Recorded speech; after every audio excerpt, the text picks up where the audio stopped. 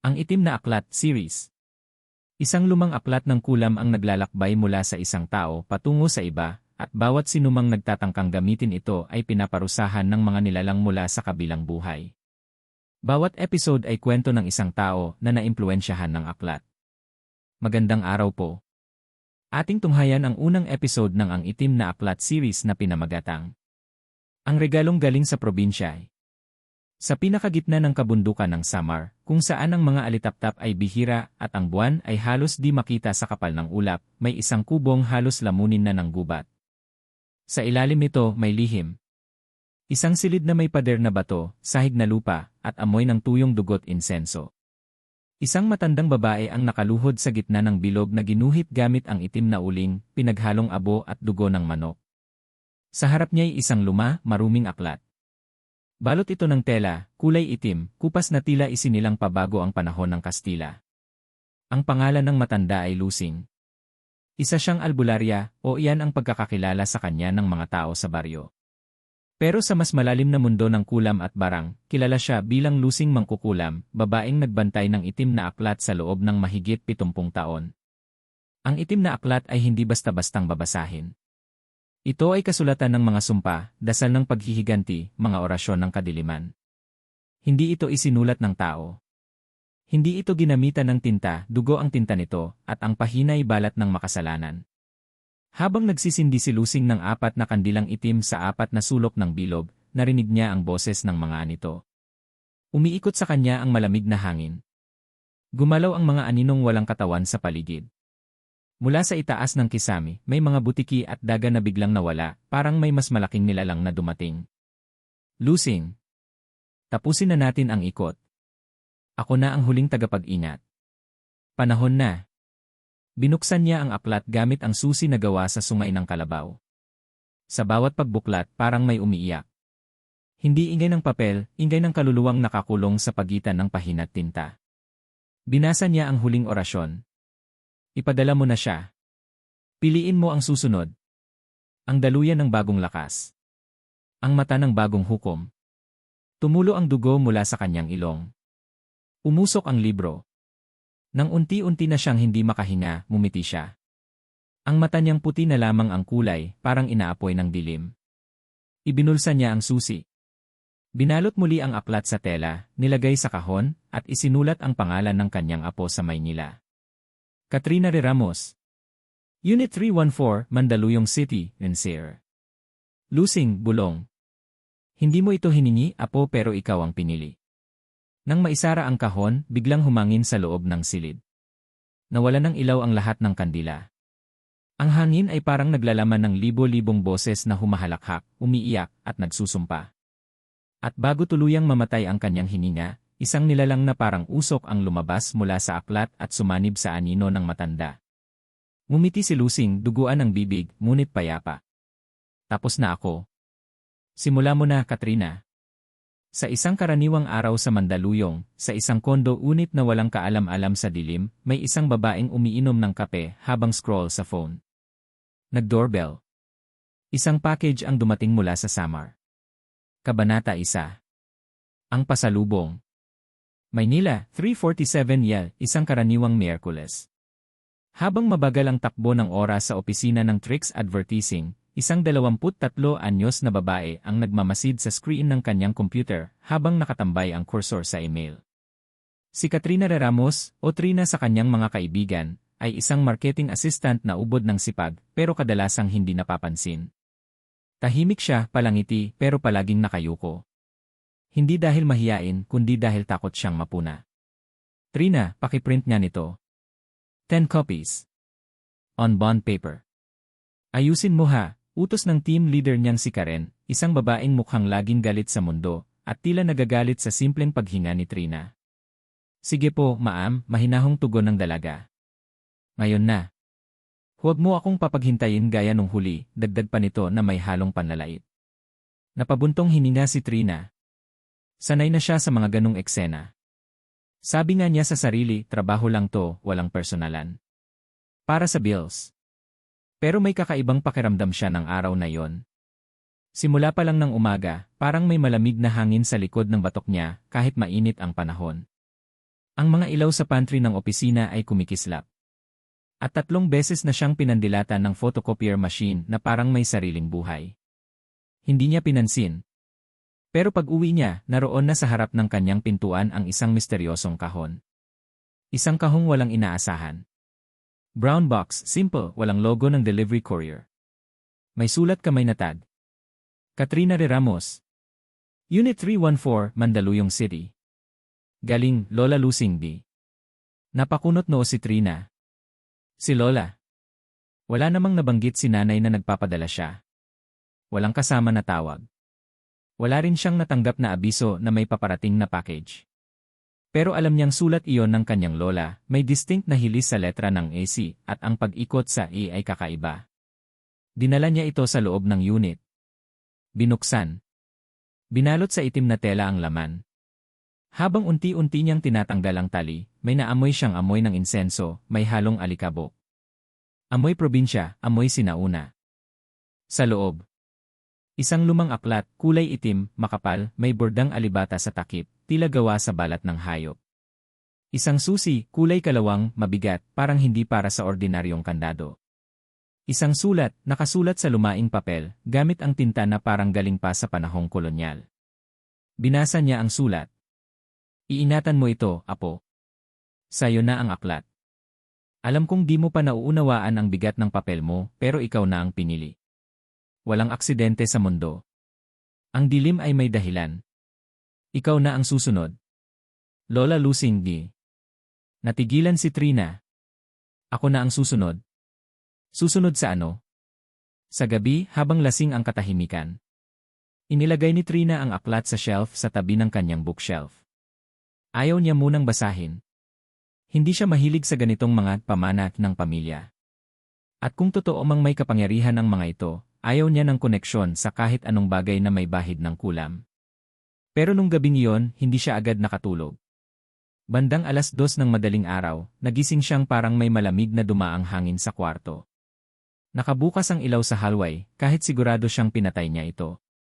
Pagbangon niya para isara ang switch, napalingon siya sa salamin. Sandali lang. Pero nakita niya ang sarili sa salamin, nakatingin sa kanya, nakangiti. Siya, pero hindi siya. Pagkislap ng ilaw, nawala ang ngiti. Nanatili lang ang refleksyon. Ngunit pagharap niya sa shelf. Ang itim na aklat wala na sa pwesto.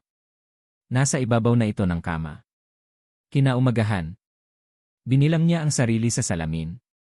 1, 2, 3. Normal ang hitsura. Walang kakaiba. Nagbihis siya, nag-breakfast, lumabas. Ayaw niyang isipin na may kababalaghang nangyari. Pero pagbalik niya mula sa trabaho kinagabihan, may naganap na trahedya. Ang kasamahan niyang si Karen, ang istriktang team leader, ay nadulas sa hagdan ng opisina. Bali ang leg. Patay agad. Nanginig si Trina habang pinagmamasdan ang breaking news sa condo lobby. Hindi niya alam kung anong mararamdaman. Sa isang iglap, parang gumaan ang dibdib niya. Pero kasabay nito, ay ang unti-unting gumagapang na takot. Kagabi lang, habang ginigisa siya ni Karen, nasabi niya sa loob-loob. Sana mawala ka na lang. Hindi niya binanggit. Hindi niya hiningi. Pero parang may nakinig. Huling eksena ng kabanata.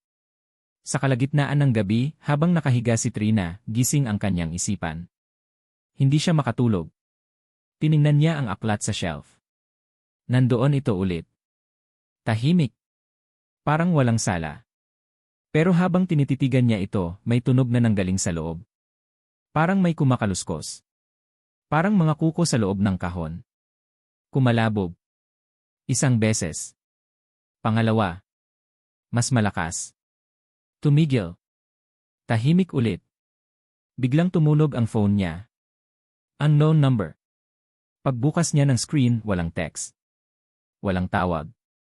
Isang larawan lang ang lumabas, kuha mula sa likod ng kanyang kama. Picture niya. Sa kanyang likuran, may isang matandang babaeng nakaitim. Kabanata 2. Boses mula sa dilim. 1:38 AM, Mandaluyong City. Tahimik ang gabi. Tahimik sa paraang parang lahat ng tunog ay pinipigilan. Walang ingay ng motorsiklo sa kalye. Walang alingawngaw ng ngi sa katabing unit. Kahit ang tiktak ng orasan sa dingding ni Trina ay tila huminto.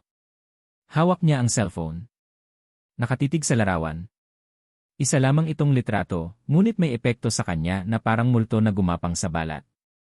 Ang babae sa likod niya, nakasuot ng lumang itim na saya, may buhok na abot baywang, at mga matang tila lumuluha ng itim na likido. Ang mukha nito, waring nanggaling sa isang panahon na matagal nang nakalipas. Napatingin si Trina sa salamin. Wala siyang kasama. Agad niyang sinara ang phone. Kinuha ang aklat mula sa shelf at itinago sa ilalim ng kabinet sa kwarto. Kumuha ng asin sa kusina at nagkalat sa paligid. Natatandaan niya ang sabi ng kanyang lola noon. Ang asin panlaban sa masasama. Pero hindi ito palaging sapat. 7:15 am kinabukasan. Sa opisina, abala ang lahat. Maraming nag-aalalang empleyado dahil sa pagkamatay ni Karen, ang dating team leader. Naaksidente raw, bulong ng isa.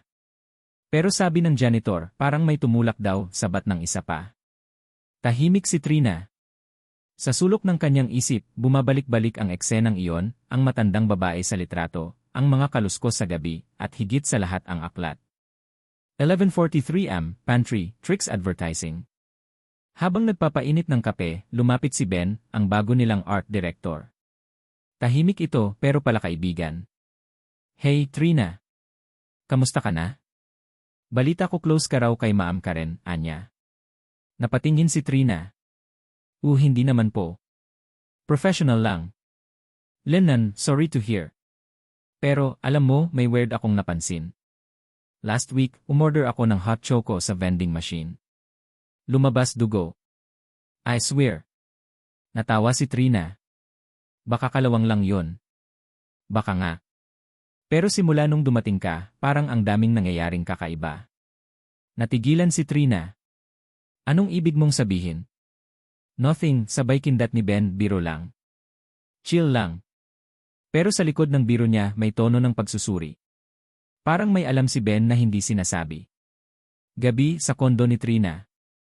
Nagdesisyon siyang muling basahin ang aklat. Kinuha niya ito sa ilalim ng kabinet. Pagbukas ng aklat, may ilang pahinang may sulat sa Latin. Ang tinta ay tila sariwa pa, kahit halatang lumang-luma na ang aklat. May isang pahina na umagaw ng atensyon niya. Orasyon ng pagbangon ng anino. Sa salitang Tagalog, ito ay panawagan sa isang espiritong babantay at gagawa sa ngalan ng naghiling. Sa ibaba ng pahina, may guhit, hugis tao, ngunit walang mukha. May tila mga kuko sa halip na daliri at mga paay nakabaliktad. Nais sana niyang isara ang aklat, pero biglang umihip ang hangin sa loob ng kwarto. Sarado ang lahat ng bintana. Napatingin siya sa pintuan, nakalapat. Ngunit ang kurtina ay lumulundag na tila may hangin mula sa loob. May narinig siyang boses mula sa direksyon ng aklat. Katrina ni. Malamig. Mahina. Pero malinaw. Napaatras siya. Nang hawakan niya ang doorknob para lumabas, hindi ito gumalaw. Para bang may humahawak sa kabilang bahagi ng pinto. Boses ulit. Bakit mo ako tinatawag kung hindi mo naman kayang tanggapin? Isang alaala ng nakaraan. Sa kanyang panaginip o baka hindi, nasa loob siya ng lumang bahay. Madilim. Ang mga sahig ay gawa sa kahoy na lumulubog sa bawat hakbang. Sa isang silid, nakita niya ang kanyang lola Lusing, mas bata, nakasuot ng pulang damit, may hawak na bangkay ng manok. Trina, anang boses ng matanda. Hindi ako nagkulam para sa kapangyarihan. Ginawa ko ito para sa hustisya. Para sa proteksyon. Pero lahat ng kapangyarihan may kapalit. Anong kapalit? Tanong ni Trina. Ngunit bago ito masagot, biglang lumabas ang nilalang sa aklat, itim, mausok, may mata sa dibdib at bibig sa tiyan. Tumalon ito kay Trina at nagdilim ang lahat. Nagising siyang umiiyak. Basang-basa ang kumot. Hindi niya alam kung panaginip o hindi. Ngunit sa tabi ng kama niya may bakas ng paa. Maliit pero tila may baligtad na daliri. Sa dulo ng kabanata. Tumulog ulit ang cellphone niya. Isang bagong mensahe mula sa unknown number. Isa pa lang ang nailigtas mo sa kasalanan. 8 pa ang susunod. Kung hindi mo tatanggapin ang papel mo, sila ang papatayin. Wala pang sagot si Trina. Pero sa loob ng kanyang puso, alam niyang may gyerang paparating, hindi lang sa paligid niya, kundi sa mismong kaluluwa niya. Kabanata 3. Ang sumpa ng 8 kaluluwa. Umaga, Sabado, 6:12 am. Nagising si Trina ng maaga kahit puyat at pagod. Hindi na siya makatulog matapos ang natanggap na mensahe kagabi. Hawak pa rin niya ang cellphone. Pinagpapawisan ang mga palad kahit malamig ang simoy ng aircon sa kanyang unit. Nais sana niyang burahin ang mensahe, itapon ang aklat, at takbuhan ang lahat ng ito.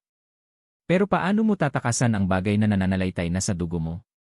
Pagbaba niya sa kusina, may kakaibang amoy, amoy sinunog na dahon o halamang gamot. Pagtingin niya sa sulok ng lamesa, may bakas ng abo. Sa ibabaw nito ay may sulat na tila kinayod sa kahoy. Simula na ito. 9:23 am, sa bahay ni Aling Rosing, dating kasambahay ni Lola Lusing. Napilitan si Trina na puntahan ang isa sa mga taong alam niyang may alam tungkol sa nakaraan ng kanyang lola. Si Aling Rosing ay halos 80 anyos na, nakatira sa isang lumang bahay sa Pasay. Pagdating niya roon, agad siyang pinapasok ng matanda. Alam ko kung bakit ka dumating, Katrina, mahinang sabi ni Aling Rosing. Nararamdaman ko na binuksan mo ang aklat. Wala po akong balak. Hindi ko naman po alam na totoo pala yung sinasabi ni Lola dati. Hindi mo kailangang magpaliwanag. Pero kailangan mong makinig. Ang kasaysayan ng itim na aklat. Kwento ni Aling Rosing.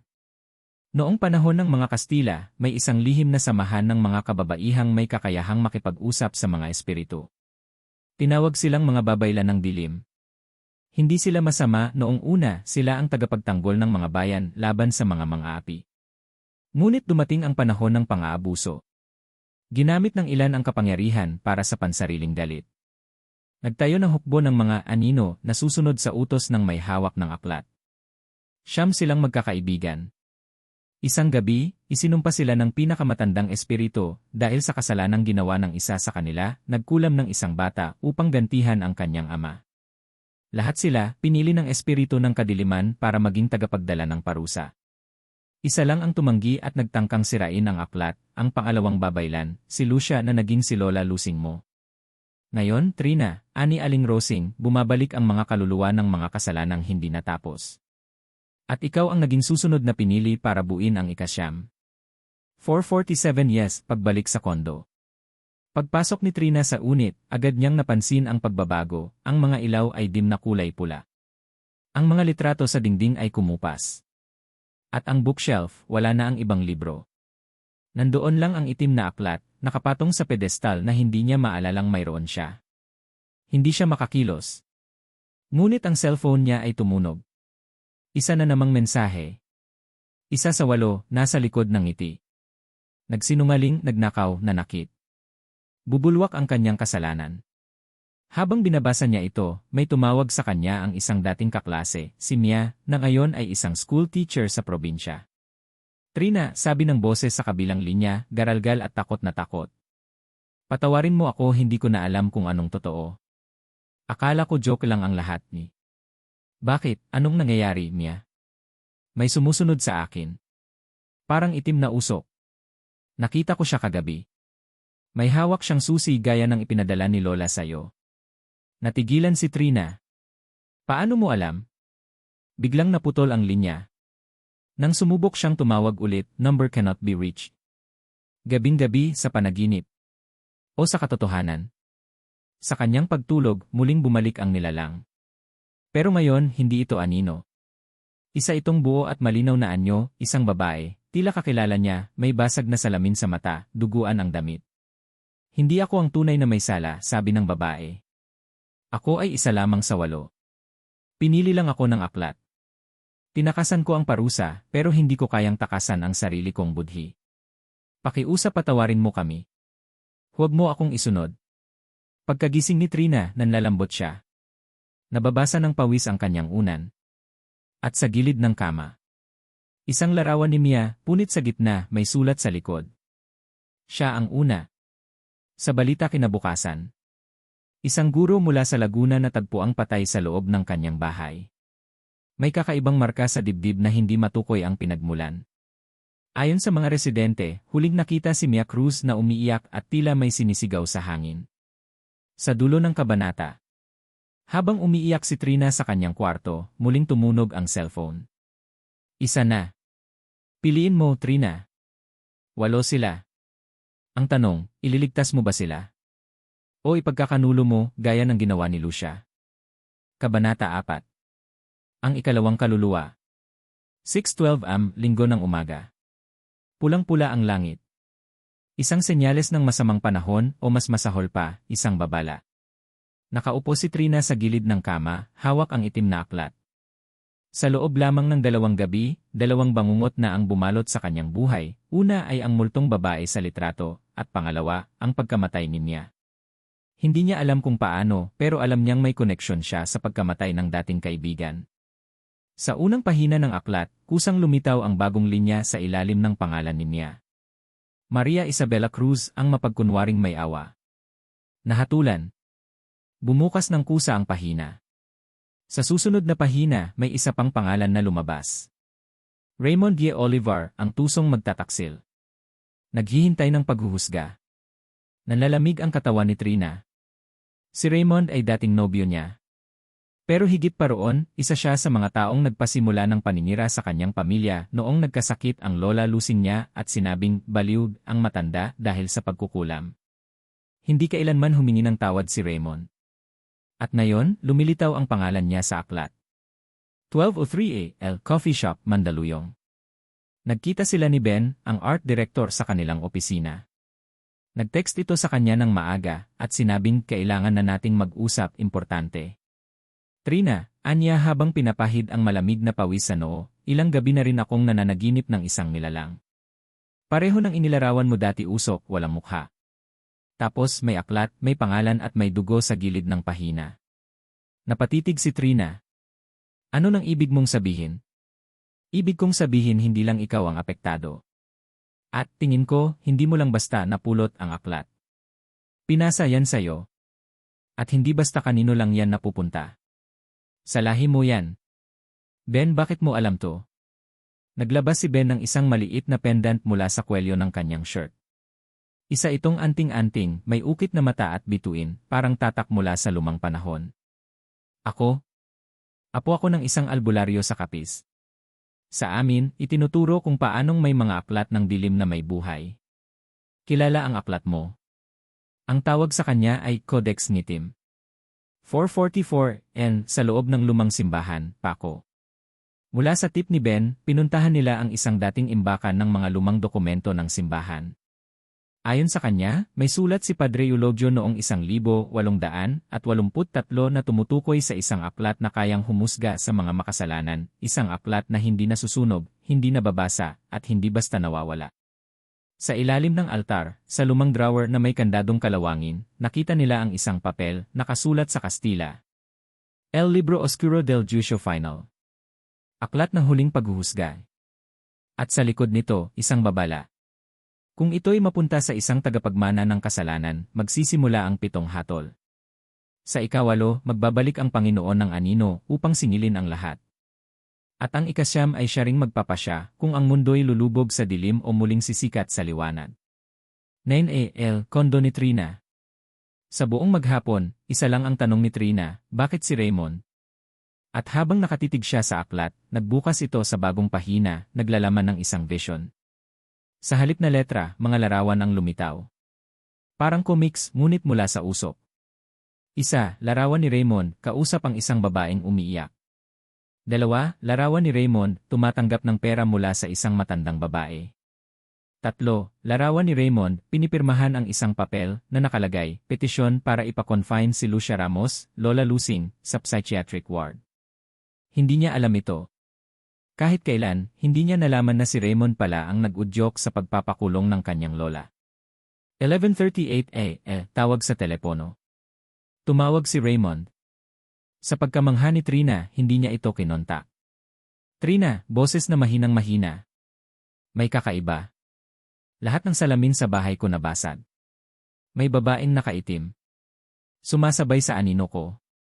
Alam mo ba ang ginawa mo kay Lola, singhal ni Trina? Tahimik. Pagkatapos ng ilang segundo, ako ang dahilan kung bakit siya kinuha ng mga taga-mental. Inalok ako ng pera. Akala ko hindi totoo yung mga kwento niya. Akala ko kabaliwan lang ni. Bumigat ang katahimikan.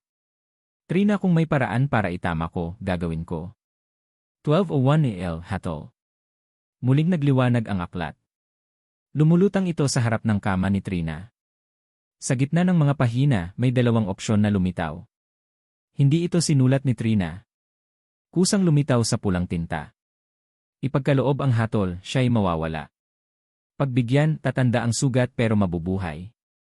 Hindi alam ni Trina kung saan nanggaling ang desisyon, ngunit parang may bumubulong sa kanyang likuran. Mahinang tinig. Malambing. Pamilyar. Hindi lahat ng kasalanan kailangang itumbas sa kamatayan. Pinikit niya ang mga mata. At pinili niya ang pagbigyan. Kinabukasan sa balita. Isang lalaking nagngangalang Raymond Olivar, isinugod sa ospital matapos mag-collapse habang nagmamaneho. Ayon sa doktor, nakaranas ito ng temporary blindness at hysteria. Ngunit wala raw nakitang abnormal sa kanyang brain scan. Paulit-ulit nitong sinisigaw, "Patawad, Lucia. Patawad." Sa pahina ng aklat. 2, Raymond Y. Olivar, ang tusong magtataksil. Pinatawad, ngunit may sugat. Dulo ng kabanata. Tumunog ulit ang cellphone ni Trina. Bagong mensahe. 2 na. May 6 pang nalalabi. Ngunit alalahanin mo. Hindi lahat ng natitira ay kasinggaan ng puso mo. Napalingon siya sa salamin sa kwarto. Sa likod ng kanyang refleksyon may isang nilalang na nakatayo. Hindi gumagalaw. Hindi kumikibo. Ngunit tiyak ito'y naghihintay. Kabanata 5. Ang kaluluwang nagkulang. Martes, 7:07 am, kondo ni Trina. Isang linggo na mula nang mamatay si Mia at maospital si Raymond. Sa loob ng panahong iyon, hindi tumigil sa pagbubukas-bukas ang itim na aklat. Tuwing hating gabi, kusa itong nagbubukas at nagpapakita ng mga pahina na puno ng simbolo, mga sinaunang letra, at larawan ng mga taong hindi niya kilala, ngunit tila pamilyar. Sa umagang ito, pagbukas ng mga mata ni Trina, agad niyang naramdaman ang panibagong bigat sa dibdib. Sa gitna ng lamisita sa sala, nakabukas na naman ang aklat. Sa bagong pahina, malinaw na malinaw ang pangalang lumitaw. Anselmo Cel Javier, ang nawalang ama. Naghihintay ng paghuhusga. Nalaglag ang tasa ng kape sa sahig. Si Cel. Ang kanyang ama. Flashback, 13 taon na ang nakalilipas. Trina, 8 taong gulang. Umiiyak sa harap ng pintuan ng kanilang bahay sa probinsya. Hawak-hawak ang laruan na sinira ng kanyang ama. Wala kang kwenta. Wala kang mararating kung magiging marupok ka tulad ng nanay mo, sigaw ni Cel habang hawak ang bote ng gin. Iyon ang huling gabi na nakita niya ito. Umalis si Cel sa bahay at hindi na kailanman nagbalik. Iniwan sila. Si Trina at ang kanyang inang si Teresa. Sa gitna ng kahirapan, lumaki si Trina sa paniniwalang ang kanyang ama ay patay na sa mata ng kanyang puso. Pero heto siya ngayon, lumilitaw sa itim na aklat. Buhay. At hinahatulan. 1:45 AM, pakikipagkita sa isang lumang kaibigan. Muli siyang nakipagkita kay Ben sa isang maliit na karinderya sa Quezon City, ipinakita niya ang bagong pahina ng aklat. Cel Javier, parang narinig ko na ang pangalan niyan. May taglay yan na kwento sa mundo ng kulam, ani Ben, ayon sa mga matatanda, mayroong isang lalaki na nakasama ng isang babaylan noon, isang babaeng may itim na aklat din pero ang lalaki. Nilapastangan ang pangako nilang huwag gamitin ang kulam para sa pansariling galit. Lalaki, tanong ni Trina. Si Cel. Tumango si Ben, kung siya nga ito, baka hindi lang simpleng ama ang iniwan ka. Baka may utang siya sa mga nilalang na nagbabantay sa aklat. 5:10 AM, paghahanap kay Cel. Sa tulong ng ilang record sa barangay at mga lumang tala, nalaman ni Trina na si Cel ay naninirahan sa isang barong-barong sa gilid ng Riles sa Tondo. Isa na itong matandang lalaking palaboy. Walang trabaho, walang pamilya, at araw-araw ay palaging lango sa alak. Gabi na nang marating niya ang lugar. Maamoy agad ang asido ng alkohol sa hangin, may halong pawis at usok ng kariton. Cel Javier, tanong ni Trina sa isang batang naglalaro sa gilid. Yung matandang baliw? Nandoon sa likod, yung palaging nagsasalita mag-isa. Tinunto ni Trina ang barong-barong. Walang ilaw. Tahimik. Hanggang sa marinig niya ang mahina, garalgal na tinig. Nandito na sila mga anino, sabi ko na nga ba. Babalik sila. 6:33 AM, harapan ng ama at anak. Pagpasok niya, nasilayan niya ang matandang payat, puti na ang buhok, at may galos sa braso. Si Sel. Ang kanyang ama. Trina, nanginginig na tinig. Anak ko ba yan? Hindi siya makasagot. Hindi niya alam kung galit pa ba siya o awa na ang nangingibabaw. Anak, patawarin mo ako. Nawala ako. Nawala ako sa sarili. Ginamit ko ang aklat. Noon. Sa ina mo. Dahil gusto ko siyang mapasakin. Pero bumalik sa akin ang lahat. Nanlaki ang mata ni Trina. Anong ibig mong sabihin? Minahal ako ng isang babaylan. Si Lucia. Pero tinaksil ko siya. Ginamit ko ang aklat para mapasa kanya ang ina mo, pero hindi ko akalaing mabubuntis siya. Kaya ka isinumpa. Ano? Ikaw ang bunga ng isang kulam na isinumpa, isang kasalanan na hindi natapos. Kaya ang aklat ay nasa iyo ngayon. 7 AM, hatol. Muling lumiwanag ang itim na aklat sa kamay ni Trina. Sa pahina ni Sel, muling lumitaw ang dalawang opsyon. Hatulan, ibaba ang parusa. Pagbigyan, tanggapin ang pagkukulang. Ngunit bago siya makapili, may tinig na nagsalita mula sa sulok ng barong-barong. Isang multo, babae, duguan, may basag na mata. Isa sa mga nilalang na nakikita ni Trina sa kanyang mga panaginip. Nagsalita ito. Kung siya ay iyong patawarin, ikaw ang magdadala ng bigat ng kanyang kasalanan. Kung siya'y iyong parusahan, ikaw ay magiging malaya. Ngunit mananatiling wala kang ama. Umiiyak na si Trina. Ikaw ang pipili, anak ng dilim. 7:11 AM, decision. Hawak ang aklat, tumingin si Trina sa ama. Umiiyak na ito, yakap-yakap ang isang lumang larawan ng kanyang ina, si Teresa. Bumulong si Trina. Hindi ako katulad mo. At pinili niya ang opsyong hatulan. Sa loob ng isang segundo. Umuga ang lupa. Umiyak si Sel, ngunit bago pa ito makatakbo, sumabog ang liwanag mula sa loob ng aklat. Isa-isang nagsulputan ang mga anino, 8 peres ng pulang mata. Isang halakhak ang umalingaw-ngaw. Sumigaw si Sel. At tuluyang naglaho ang katawan nito, iniwan ang upuang kawayan na sunog at may marka ng itim na bituin. Sa pahina ng aklat. Anselmo Javier, ang nawalang ama. Nahatulan. Dulo ng kabanata. Paglabas ni Trina mula sa barong-barong, tahimik ang paligid. Ngunit sa gilid ng kanyang mata, muling lumitaw ang itim na nilalang, ngunit ngayon ay mas malapit na sa kanya. Nasa lilim ito ng ilaw poste, nakatitig. Nakangisi. Tumunog ang cellphone ni Trina. Bagong mensahe. 3 na. Hindi na ito pagbabayad ng kasalanan. Isa na itong pagpili ng kapalaran. Maghanda ka, Trina. Ang ika-4 ay galit. At handa na siyang bumalik. Kabanata 6. Ang kaluluwang nagbabalik.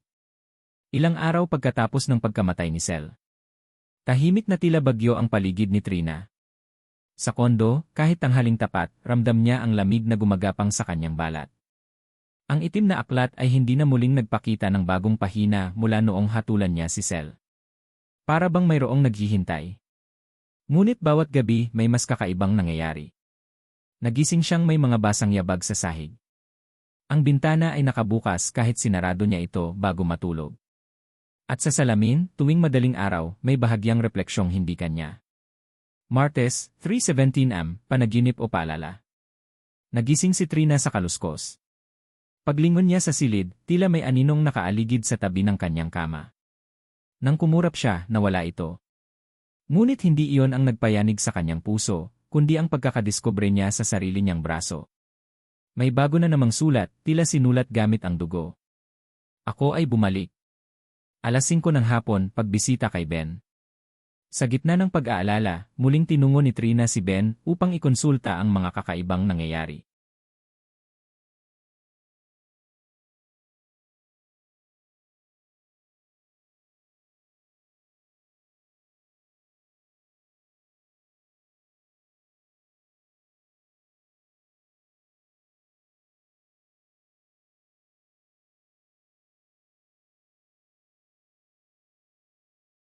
Nahusgahan mo si Cel pero hindi natapos doon ang kasaysayan, ani Ben habang binubuklat ang isang lumang libro. Kapag ang isang kaluluwa ay pinatawan ng parusa, maaari itong maipon, ang bigat ng kasalanan ay pwedeng makabuo ng isa pang nilalang. Anong klaseng nilalang? Tanong ni Trina. Tumitig si Ben. Yung mga hindi kayang tanggapin ang hatol. Ang mga tinatawag naming balik kaluluwa. Gabi, pagbisita ni Trina sa lumang bahay ng ina. Dala ng kutob, bumalik si Trina sa lumang bahay kung saan sila lumaki ng kanyang ina. Nakalok pa rin ang bahay, ngunit may bakas ng sapatos sa alikabok sa sahig. Ipinagkibit balikat niya ito, baka guni-guni lang. Sa kwarto ni Teresa, may nakita siyang luma at kupas na litrato ng kanyang mga magulang. Ngunit may kakaiba, may likod ng litrato na may sulat mula kay Teresa. Kapag bumalik ang nilimot mong nakaraan, huwag mong hahayaang yakapin ka nito. Tila babala. Nang biglang. 9:09 AM, pagsasalubong. May malakas na kalabog sa baba. Pagbaba niya ng hagdan, nakita niya ang pinto na nakabukas, at isang lalaki ang nakatayo sa harapan. Putol ang hininga ni Trina. Ang lalaking nasa dilim ay si Cel. Ngunit hindi na siya ang parehong tao na kilala niya. Maputla, nakaumbok ang mga ugat sa leg, at ang mga mata, itim na parang walang kaluluwa. Anak, hindi mo ako hinintay, hindi mo ako pinatawad. Imposible, patay ka na, sigaw ni Trina. Ngunit mumisi si Cel. Sa aklat, ang kamatayan ay pintuan lang. At bumukas ito dahil sayo. Habang tumatakbo si Trina. Sa gitna ng takot, iniwan ni Trina ang bahay at mabilis na tumakbo sa lansangan. Ngunit kahit saan siya lumiko, tila may sumusunod sa kanya, mga yabag na hindi kanya, mga tinig na bumubulong mula sa hangin. Patawarin mo siya bago pa niya maangkin ang katawan mo Bulong ng isang hindi nakikitang boses. Kondo ni Trina, 10:12 AM. Pagbalik niya sa kondo, wala nang makitang anino ni Cel. Ngunit sa kanyang kwarto, muli niyang nakita ang itim na aklat, box na. At sa bagong pahina, Teresa Villanueva ang ina na nagkubli. Naghihintay ng katotohanan. Hindi siya makahinga. Ang mama ko. Bakit? Ngunit bago pa siya makapag-isip, napalingon siya sa salamin. At doon niya nakita ang sarili niya, ngunit ang refleksyon niya ay nakangiti. Samantalang siya ay hindi. Ang refleksyon niya ay si Trina pa rin pero ang mga mata ay itim. Pahabol na mensahe sa telepono. Tumunog ang cellphone niya. Bagong mensahe mula sa hindi kilalang numero. Bumalik siya dahil hindi ikaw ang pakay niya. Ang susunod ay ang ina mong nagtago ng lihim. Dulo ng kabanata. Sa isang sulok ng silid, unti-unting lumilitaw ang aninong lalaki. Umiiyak. Galit. Uhaw. Ang kaluluwang hindi matanggap ang kanyang hatol ay bumalik, hindi para mabuhay, kundi para maningil. Kabanata 7. Ang ina ng mga lihim. 10:30 AM, gabing tahimik, gabing mapanganib. Pagkakita ni Trina sa bagong pahina ng itim na aklat, nanlamig ang kanyang buong katawan. Teresa Villanueva ang ina na nagkubli. Naghihintay ng katotohanan. Imposible, bulong niya habang nanginginig. Ang kanyang ina, si Teresa, ang babaeng lumaban sa lahat ng hirap, ang babaeng nagtaguyod sa kanya matapos silang iwan ni Cel. Paanong siya ngayon ay susunod sa listahan ng mga nililitis ng aklat? Kinabukasan, 6:45 AM, paglalakbay pabalik sa probinsya. Buong gabi ay hindi siya nakatulog. Sa madaling araw, bumiyahe siya pabalik sa kanilang bayan sa Batangas kung saan naninirahan ngayon si Teresa. Payapa sa isang maliit na bahay malapit sa simbahan, malayo sa abala ng lungsod. Pagbaba niya ng bus, may kakaibang hangin ang humaplos sa kanyang balat. Malamig. Mabigat. Hindi ito karaniwang lamig. Isa itong babala. 8:13 AM, pagharap kay Teresa. Pagdating sa bahay, sinalubong siya ng ina na may gulat sa mukha. Hindi inaasahan ang kanyang pagdating. Trina. Anak, anong ginagawa mo rito? Okay ka lang ba? Tanong ni Teresa habang niyayakap siya. Ngunit si Trina ay tahimik. Mahigpit ang hawak sa bag na naglalaman ng itim na aklat. Mahina niyang sabi. Kilala mo ba ang aklat na ito? Nang inilabas niya ito, nanlaki ang mata ng ina. Bahagyang umurong, parang may nakitang multo. Hindi yan dapat muling makita. 10:02 AM, lihim na matagal nang itinago. Sa ilalim ng punong mangga sa likod ng bahay, naupo sila. Tahimik si Teresa, ngunit ramdam ni Trina na may kinikimkim ito. Hanggang sa nagsimulang magsalita ang ina. Ang aklat na yan minsan nang napasa sa akin. Nanigas si Trina. Bata pa lang ako, anak. Nanggaling yan sa lola ko, si Abuela Matilda. Isa siyang albularyo pero hindi basta-basta. May hawak siyang sinaunang kaalaman, yung tinatawag nilang dilim ng dugo. Isa siya sa mga unang tagapangalaga ng itim na aklat. Bakit hindi mo sinabi sa akin noon pa? Tanong ni Trina. Dahil isinumpa ako ng aklat hindi ko maaaring sabihin hanggat hindi ito muling lumilitaw. Isa akong taksil sa panata. Isang gabi, ginamit ko ang aklat hindi para magpagaling kundi para maghiganti. May lalaking nanakit sa akin noon. Si Papa, bulalas ni Trina. Tahimik si Teresa. Ngunit sapat na ang katahimikang iyon upang maunawaan ni Trina ang lahat. 11:17 AL, hatol mula sa aklat. Habang nasa likod bahay, muling bumukas ang aklat sa sarili nitong kabustuhan. Nagnining ang pahina ni Teresa at muli lumitaw ang dalawang opsyon. Hatulan ang pagsupil sa isang matagal ng kasalanan. O pagbigyan ang pagpatawad na walang kondisyon. Pero bago pa man makapagdesisyon si Trina, biglang tumigil ang oras. Sa paligid, tumigil ang hangin, tumahimik ang mga ibon, at maging ang mga dahon ay tila nanigas sa ere. Lumabas mula sa anino ng puno si Sel, ang multong ama na hinatulan. Ngunit ngayon, hindi siya nag-iisa. May isa pang nilalang na kasama niya, isang matandang babae, halos wala ng balat sa mukha, may mga itim na mata at naglalagablab na anino. Si Abuela Matilda. Ang kadena ng kasalanan ay paulit-ulit lang, apo bulong ng matanda. Hanggang may magputol sa siklo. 11:33 L, pagsubok ng dugo. Lumapit si Teresa sa aklat at lumuhod. Anak, hindi ko na kailangan ng pagliligtas. Kung ang buhay ko ay kailangan para matapos na ang sumpang ito, tatanggapin ko. Ngunit hindi si Trina ang pumindot. Bagkus, kusa itong kumilos. Ang mismong aklat ang pumili. Hatulan, ang kaluluwang nagkubli ay nahatulan. 11:34 M, ang pagkawala ni Teresa. Sa harapan ni Trina, nagsimulang manginig ang katawan ng kanyang ina. Isang itim na apoy ang sumiklab mula sa paa nito paakyat sa ulo, at kasabay ng huling sigaw. Patawad, anak ko, huwag mong ulitin ang kasalanan namin. Biglang naglaho ang katawan ni Teresa. Nawala na parang usok. 12 noon, isa na lang. Pagbalik sa kondo, tulala si Trina. Wala na ang kanyang ama. Wala na rin ang kanyang ina. At sa pahina ng aklat, isang bagong tala ang lumitaw. Teresa Villanueva na hatulan. At ang ulo ng kadena. Papalapit na ang katapusan. Dulo ng kabanata. Habang nakaupo sa sahig, marahang gumalaw ang salamin sa harap ni Trina. Hindi niya ginagalaw, ngunit ito'y unti-unting lumabo. At sa likod ng salamin, isang batang babae. Nakaputi. Walang mukha. At may hawak ring itim na aklat. Biglang kumurap si Trina at nawala ito. Ngunit bago siya makabangon, narinig niya ang bulong mula sa aklat. Hindi mo na kailangang pumili sa huli. Sapagkat ang susunod ay ikaw. Kabanata 8. Ang itinalaga.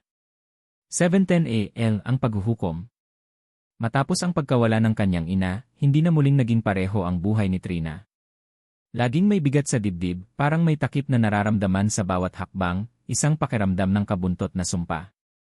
Tinutuklas ni Trina ang mga pahina ng itim na aklat, ngunit bawat tanong na mayroon siya ay nagiging mas magulo at mas madilim. Nasa kondo siya ngayon, tahimik ang gabi, pero ang kalikasan sa paligid ay nagsisilibing magbabalik ng mga alon ng takot. Tinutok niya ang mga mata sa bukas na aklat. Lahat ng nangyari mula nang makuha niya ito ay nagdulot ng pagkabasag sa kanyang mundo. Lumabas mula sa mga pahina ang isang bagong tala, isang pangalan na hindi niya inaasahan. Trina Villanueva ang itinalaga. Huwag pagtangkaan ang katapusan. Ang itim na aklat ay tila nagsasabi na siya na ang huling bahagi ng isang nakatagong siklo ng kamatayan at kaluluwa. Siya na ang itinalaga. 7:15 AM, ang tiyak na katapusan. Puno ng kalituhan at takot, tumayo si Trina at nagsimula maglakad-lakad sa loob ng kondo.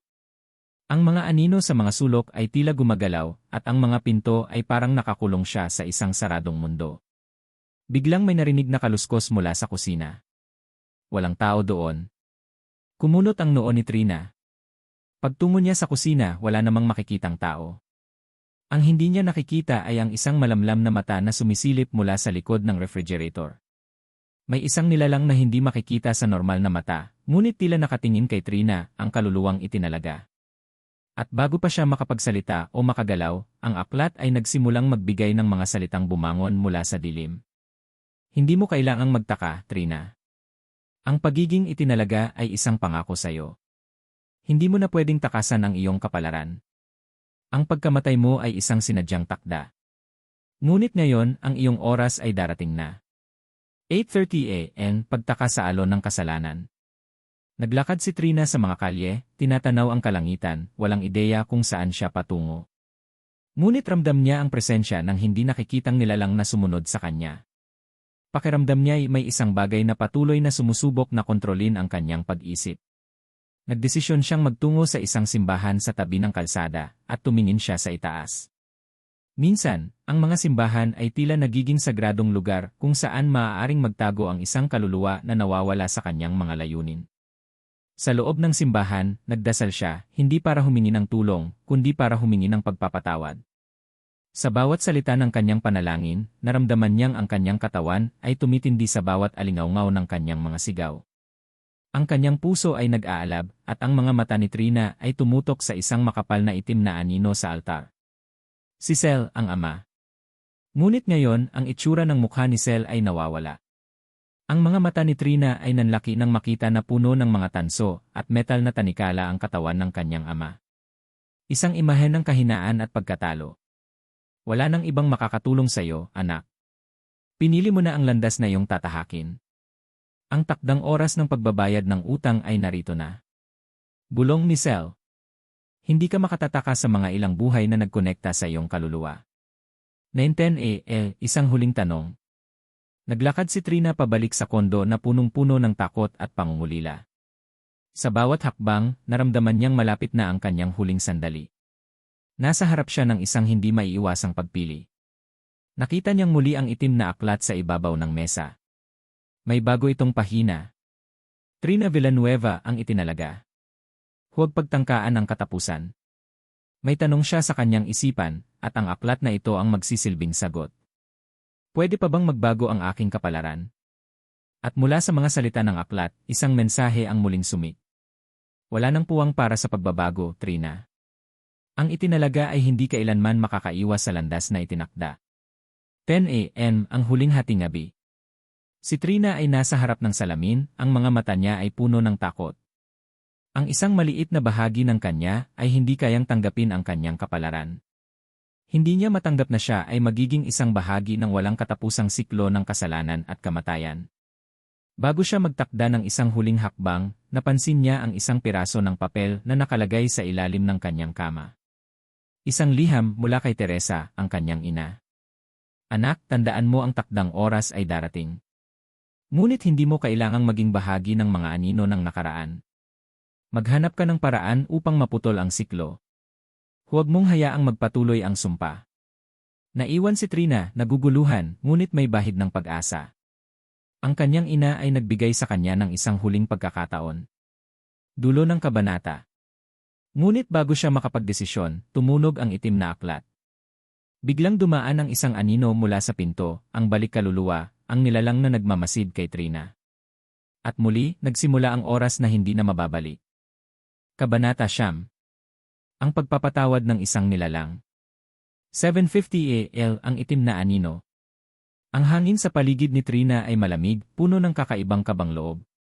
Nasa kanyang kondo siya, ang itim na aklat na muling nagbukas ng sarili nitong mga pahina. Hindi na niya kayang pigilan ang mga hindi maipaliwanag na pangyayari. Pakiramdam niya ay parang nakatali siya sa isang malakatapusan na laberinto, isang siklo na hindi niya kayang iwasan. Sa harap ng aklat, ang mga pangalan ng mga malapit sa kanya ay muling lumitaw. Minsan, nakatatakot ang mga salitang nakasulat doon, parang ang bawat pangalan ay isang tanda ng mga alon ng kapalaran. Trina Villanueva ang itinalaga. At ang kasaysayan ng paglisan. Muling nagliwanag ang aklat, at sa isang iglap, napansin ni Trina ang isang pangalan na ngayon ay kilala na niya. Teresa Villanueva ang ina ng kasalanan. Ang bawat pagbabalik ng aklat sa mga detalye ng kanyang pamilya ay nagdudulot ng mas matinding kalituhan sa kanyang isipan. Saan nag-ugat ang lahat ng ito? 8:10 AM, pagpili ng landas. Habang pinagmamasdan ni Trina ang mga pahina ng aklat, naramdaman niyang parang tinutok sa kanya ang isang malaking tanong, anong desisyon ang kanyang gagawin? Sa mga katanungan ng itim na aklat, mayroon bang kaligtasan? Pwede bang maligtas ang kanyang kaluluwa mula sa sumpang nag-ugat sa kanyang pamilya? Biglang dumating si Sel, ang ama na tumagal sa kanyang isipan kahit matagal nang wala. Trina, anak, may mga bagay na hindi mo kayang iwasan, sambit ni Sel mula sa likod ng kanyang kanang balikat. Nagbigay kami ng lakas sa aklat at ang mga lakas na yon ay kailangang bayaran. Hindi mo na kayang alisin ang kasaysayan namin. Naglakad si Trina patungo kay Sel, pero bago pa siya makapagsalita, nagsalita siya mula sa kanyang puso. Tama na. Huwag mo akong gawing bahagi ng sumpang ito. 8:30 US, ang pagpili sa kakaharapin. Muling nagbukas ang itim na aklat at ipinakita kay Trina ang isang pahina na puno ng mga pangalan ng mga kaluluwang tinawag ng kasaysayan. Isang pangalan na tila makikita siya sa hinaharap, ang kaluluwang makatarungan. Nakita ni Trina ang anino, ang itim na nilalang na laging nagmamasid sa kanya mula sa malayo. May makapangyarihang aura ito, at hindi siya natatakot magpakita sa harap ni Trina. Pwede mong pigilan ang takdang kapalaran mo, Trina, ngunit hindi mo kayang kontrolin ang pag-usad ng oras. Dahil ikaw ang itinalaga. Nakaramdam si Trina ng takot, ngunit sa ilalim ng kanyang takot, may bahid ng desisyon na nauurong sa kanyang puso. Pwede ba akong magbago? Tanong niya, ang boses ay nanginginig. Maaari, sagot ng nilalang. May mga sakripisyo na kailangan mong tanggapin. 9 AM, isang huling desisyon. Tumayo si Trina at tinitigan ang aklat, ang mga mata niya ay puno ng lungkot at takot. Sa harap niya ay isang madilim na landas na magdadala sa kanya sa unahan. Ngunit bago siya nagpatuloy siya sa pagbabalik loob. Nakita ni Trina ang isang parte ng aklat na ngayon ay puno ng mga larawan, mga imahen ng mga kaluluwa na pinarusahan ng mga nagdaang panahon. Doon, nakita niya ang mukha ni Teresa, ang kanyang ina, na nagmumula sa isang malupit na paghuhukom. Huwag mong kalimutan na hindi mo kayang pagtakpan ang lahat ng kasalanan ng pamilya mo, anak, sabi ng ina. Ngunit may oras pa, may pagkakataon kang magbayad para sa amin. Ang mga salita ng kanyang ina ay tila nagbigay sa kanya ng lakas ng loob. Ngunit mayroong mas malalim na koneksyon na hindi pa niya nasusubukan. Napansin niyang mula sa mga pahina ng aklat, lumabas ang isang mahalagang tanong. Pwede bang patawarin ang isang kaluluwang matagal nang nagkasala? 10 AM, ang pagpapatawad. Nagsimulang magdilim ang buong paligid, ang bawat bahagi ng kondo ni Trina ay nawalan ng kulay, ngunit siya ay nagsalita. Maaari. Ipagpapatawad ko kayo ang lahat ng nagkulang at nagkasala. Ang kanyang mga salitang iyon ay tila nagbukas ng pinto sa isang bagong landas, isang landas na maaaring magtapos sa lahat ng paghihirap na dulot ng itim na aklat. Hindi na siya maghahanap pa ng mga sagot mula sa aklat, dahil napagtanto niyang sa huli, ang tunay na kapatawaran ay hindi nanggagaling sa mga pahina kundi mula sa puso. Ngunit bago siya makapagpatuloy, lumabas ang isang imahen ng isang kaluluwang kumikislap, si Teresa. Ang iyong kaluluwa, anak, ay malaya na. Ang iyong pagpapatawad ay nagbigay linaw sa mga anino ng nakaraan. 10:15 AM, isang bagong simula. Sa wakas, natutunan ni Trina na ang kapatawaran ay hindi lamang paglimos ng kaligtasan, kundi isang pagpapaubaya sa mga makatarungang desisyon ng Diyos. Habang tumutok siya sa mga pahina ng itim na aklat, napansin niyang wala na itong mga pangalan. Wala na ang mga pangalang nagbigay takot sa kanya. Ang aklat ay ngayon ay tila nawala ng bisa. At sa kabila ng lahat ng madilim na kasaysayan, may liwanag sa dulo ng madilim na tunel. Nakita ni Trina ang isang maliit na kasulatan sa ilalim ng huling pahina. Ang kaluluwa ay malaya na. Ang landas ng nakaraan ay natapos. Patawarin ang lahat ng hindi mo kayang intindihin. Dulo ng kabanata. Bago pa man sumik ang araw, ang itim na aklat ay naglaho sa kanyang mga kamay. Puno ng kasagutan at kalayaan, si Trina ay handa nang magpatuloy sa isang bagong buhay, malaya mula sa sumpa ng nakaraan. Kabanata 10. Ang huling pangako. 6:30 AM, ang pagtanggap ng liwanag. Ang araw ay sumikat, at ang mga unang sinag ng araw ay pumasok sa kanyang silid. Si Trina ay gising na, nakahiga sa kama, ngunit may kakaibang pakiramdam, isang pakiramdam ng kapayapaan. Ang itim na aklat ay wala na. Wala na ang mga pangalan, wala na ang mga sumpa. Ang mga anino na minsan ay nagbabalik kay Trina ay tila tuluyan nang nawala. Ngunit may isang bagay na hindi siya mapakali, ang tanong na bumangon mula sa kanyang isipan. Ang aklat ay nawawala, ngunit ang mga alaala nito ay nananatili sa kanyang puso. Nagbago ba talaga ang lahat? Tanong ni Trina sa sarili. Pwede bang makalimutan ang nakaraan? Puno ng kalituhan, tumayo siya at binuksan ang bintana. Ang mga kalsada sa labas ay mas tahimik kaysa dati, at ang hangin ay malamig at mabango. Naglakad siya patungo sa kanyang sala at dumaan sa mga pader na minsang nagdala ng takot sa kanya. Ngunit ngayon tila wala ng anino. Ang silid ay tahimik. Ang lahat ng lugar ay puno ng pag-asa. 7am, pagbabalik sa nakaraan. Habang naglalakad si Trina sa kanyang kondo, nakaramdam siya ng pagka-distract. May naramdaman siyang pamilyar na puwersa mula sa likod niya. Isang malamlam na anino, isang imahe ng mga kaluluwang naghihintay sa kanya. Ang takot na dulot ng mga anino ng nakaraan ay muling bumalik. Ngunit sa pagkakataong ito, iba na ang naramdaman niya. Wala na ang takot na dati mong nararamdaman, sabi ni Sel, ang kanyang ama, mula sa likod. Nagbalik na ang iyong kaluluwa, anak. Ngunit may isang huling hakbang pa. Humarap si Trina at nakita si Sel, ngunit ang kanyang anyo ay hindi na ang dating nakakatakot na kaluluwang puno ng paghihiganti. Ang mukha ni Sel ay tila puno ng kapayapaan, at ang mga mata nito ay naglalaman ng isang mensahe na hindi niya pa nasusuri. Ang pagpapatawad mo sa amin ay nagbigay ng liwanag sa dilim, Trina, sambit ng kanyang ama. Ngunit may mga kaluluwang hindi pa nakalalaya. Naguguluhan, lumapit si Trina kay Sel at tinanong. Paano ko matutulungan ang mga kaluluwang iyon? Si Sel ay ngumiti at sa isang sandali, nawala siya sa ere. Ngunit bago siya tuluyang maglaho, iniwan niya ang isang huling mensahe sa hangin.